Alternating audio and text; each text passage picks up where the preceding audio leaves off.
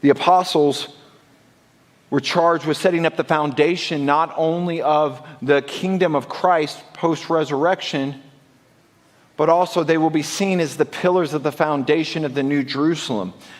Jesus called those apostles to go make disciples of themselves.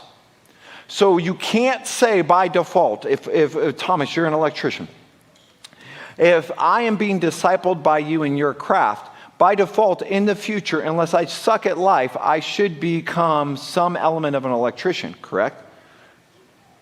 Or at least have the skill set to do so if I choose not to walk in that profession. Because ultimately, that's what he does, and that's what he's teaching me to do.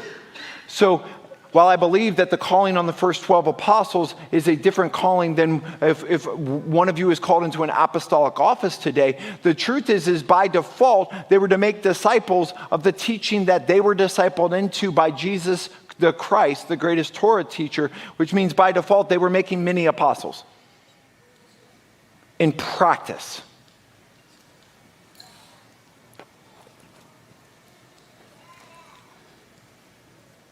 They lived with them.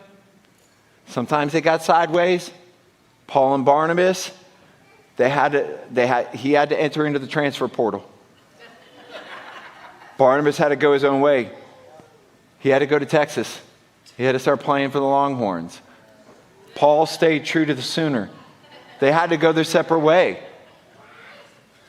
But they did life the same way Yeshua showed them to do life with each other.